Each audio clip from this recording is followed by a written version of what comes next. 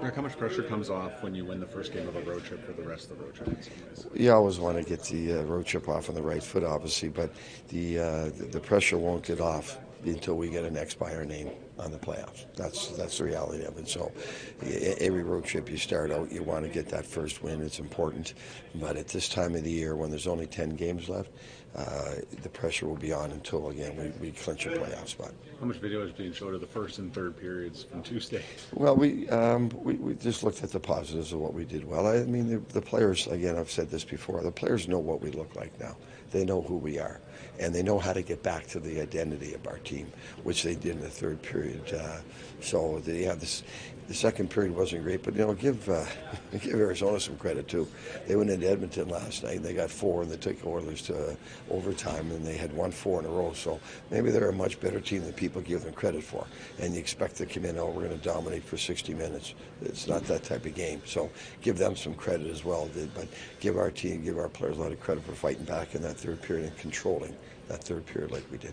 Will the Ducks have the same idea as St. Louis did on last Sunday? Just take off everything? They're going to be gone. They've got a lot of highly skilled forwards, and they're going for it. And they're great off the rush, and we're going to have to make sure we pressure their D as much as we can, so they don't have time to find their streaking forwards, and we got to make sure that we don't give up those 2-on-1s, 3 breakaways that they make us susceptible to because of the way they're playing right now. Rick, you used the word identity. What do you see as this team's identity, and what do they look like when they're playing at their best? We didn't give Arizona any room or time in that third period, and we spent a lot of time in their zone. We'd like to create more offense from doing that, but the most important thing is to limit the opportunities against us, which we did. I think they had 1 chance in the first, 8 in the second, and then 2 in the third.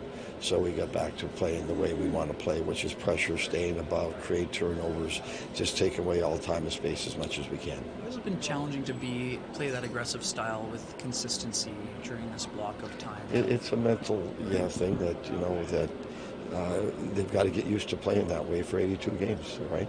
It's the way Carolina plays, and it took them a while to figure out how to do it for 82 games. So we're pushing our guys through that to stay in it mentally and physically and play the same way. It's never as easy as it sounds, and there's fatigue sets in, the travel sets in, scheduling all sets in, but you find a way to find the solutions, like we've talked about from day one, and you have to push yourself through it. So this is their first time going through that.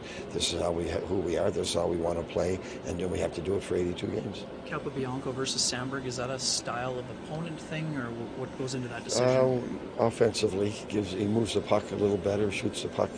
He's not afraid to join the attack, so he just gives us, when we're struggling to score goals, we want to get our D a little bit more involved, and Capo was able to do that for us. And Dylan's played great for us, and done a fantastic job on the penalty kill, and we hate sitting him out, but we wanted to get some more offense. Capo made some really good plays last game, moved the puck, had some really good opportunities, and we're looking to score some goals. So right now, at the end tonight, we'll go with Capo.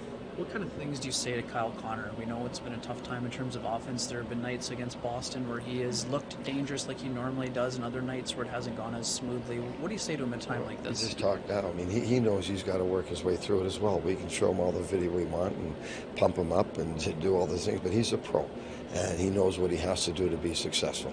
And now he knows it's got to come from him now. I mean, there's only so much video we can do with him.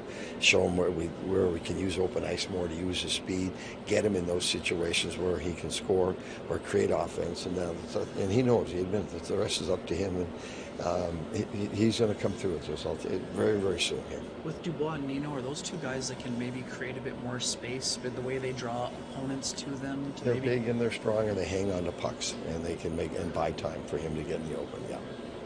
And then what do you want to see from that other unit with Mark and Blake and the last couple of games, Blake and Ehlers have found each other a couple of times and created good chances. Mark's played a lot most of his career with Blake, and so we need some offense on that line as well.